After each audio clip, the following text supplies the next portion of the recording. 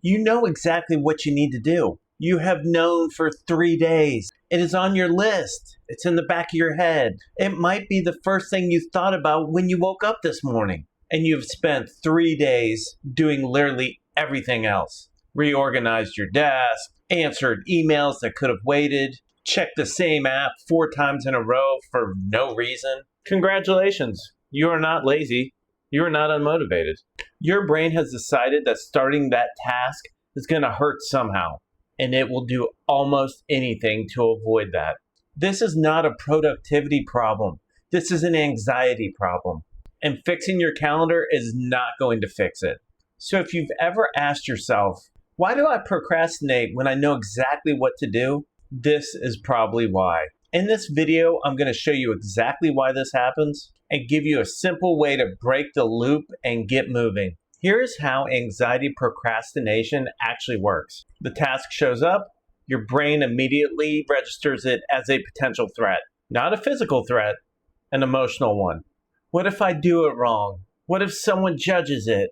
What if I start and realize I cannot do it as well as I thought? Your brain does not want to find out the answer to any of those questions. So it does what it always does when it senses a threat. It avoids. And for a second, avoiding feels great. The pressure drops, the discomfort goes away, you feel relief. So your brain files that away. Avoidance works. Do it again next time. Except the task is still there. And now it has been sitting there for 2 more days. And it feels a little bigger now. And you feel a little worse for not having done it, which makes starting feel harder, which makes avoidance more appealing. Congratulations, now you are in a loop. This is the anxiety procrastination cycle. The task becomes a browser tab that you never close. It is not running in the foreground, but it is using memory in the background, and your brain wonders why it feels slow. Here's why anxiety causes procrastination, specifically in high performers. It is almost never laziness. It is almost always one of these 5 things. Number 1, perfectionism. You are not avoiding the task because you do not care. You are avoiding it because you care too much. Starting means the work can be seen. It can be judged. It can fall short. Not starting keeps the possibility of perfect alive. Anxiety loves possibility. It hates reality. Number 2, fear of judgment. The moment you put something out into the world, it is out of your control. Someone could disagree. Someone could criticize it. Someone could think less of you. So your brain keeps it in draft. That email has been living in drafts rent-free for 4 days because your brain keeps finding one more thing to reconsider. Number 3, fear of failure. If you do not start, you cannot fail.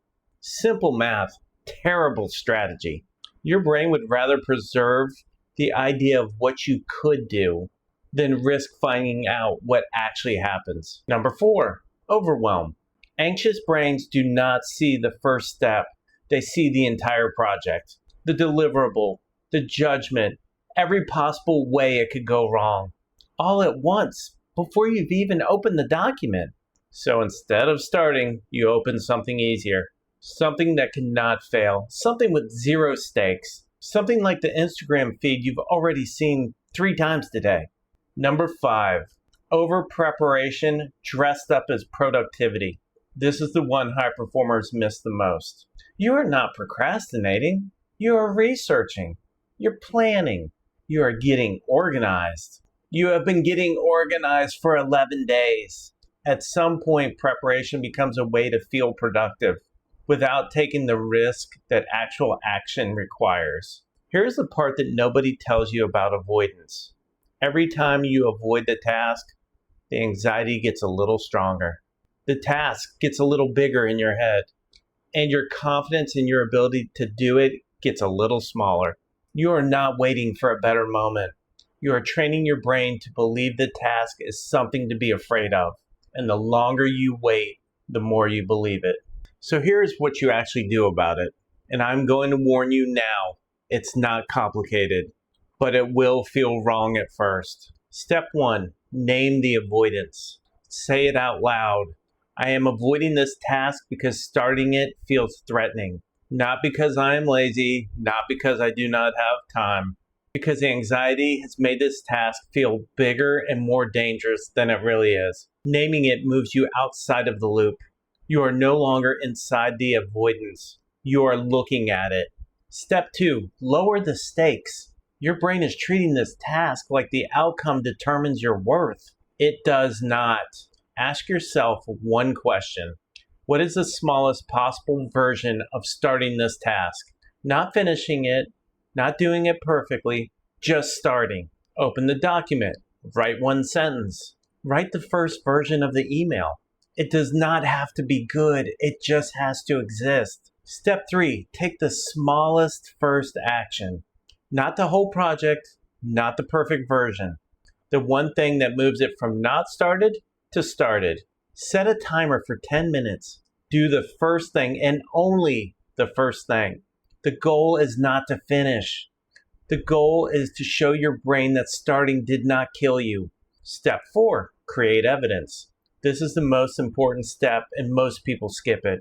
After you start, notice what actually happened. Did the worst case occur? Did someone judge you?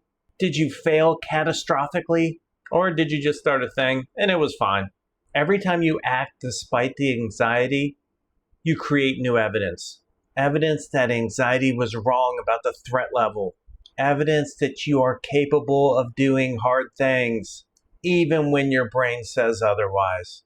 You are not waiting to feel ready. Anxiety does not let you feel ready before you start. You feel ready after.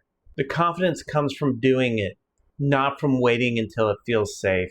Anxiety is not in charge of your to-do list. You are. Act like it. By the way, I'm Vinnie Merz, a high-performance anxiety coach. I help ambitious professionals stop anxiety from sabotaging their success, their confidence, and their peace of mind. If you recognize yourself in this video, I want to be straight with you.